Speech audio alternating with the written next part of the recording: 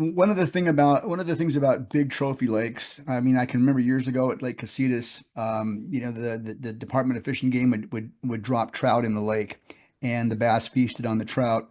Clear Lake has a forage fish called a hitch, as you mentioned. Um, Describe a hitch for us. What is a hitch typically? Yeah, so a Clear Lake hitch is it's in the same family as a minnow or a carp. Um and it is pretty much like your golden shiner. Um that's pretty much the closest I can like describe it as is into a comparing it to another bait fish. Um but yeah, I mean when they're 5 to 6 inches, those are gold. Um for bass. But I mean, yeah, you can, like I said, they get up to, 3, 4 pounds. I've heard bigger. I've snagged a few that were 3 pounds before. Um, but yeah, I mean, like I said earlier, I mean, it's so they run up creeks to spawn. And I think that's a real big reason why they play such a big factor into these fish here.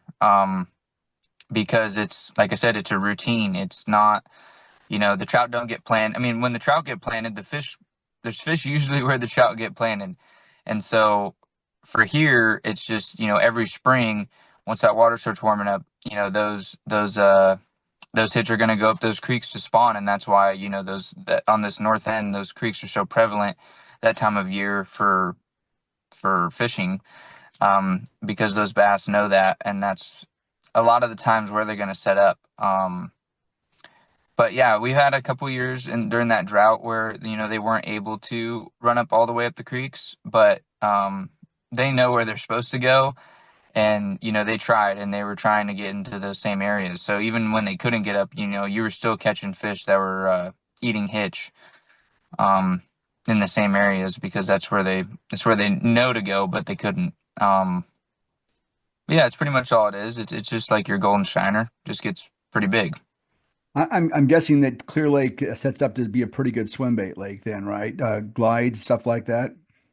Yeah, we you know, a lot of guys come up here and only want to throw swim baits, which it is a great way to catch big fish and little fish. I mean, you'll catch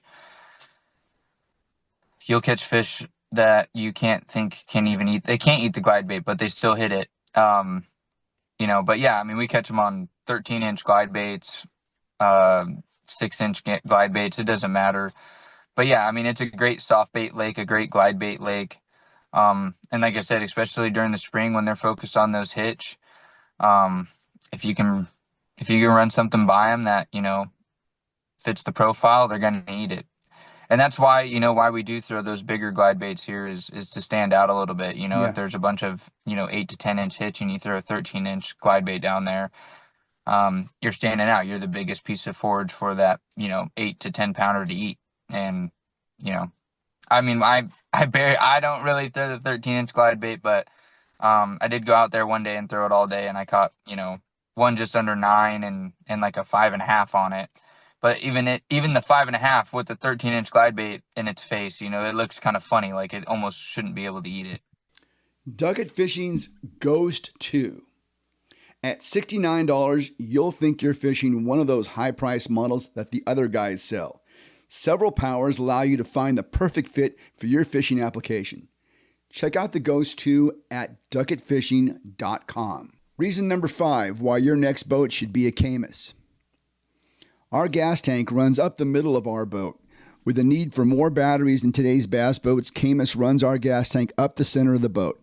This gives us a better hole shot and a more stable ride. I'm Keith Neiswanger. This is the Bass Two Anglers podcast. Please remember to like and subscribe. If you'd like to reach us, please send us a direct message on Instagram at Bass Tour Anglers Podcast. Take care. Be safe. We'll talk to you next time.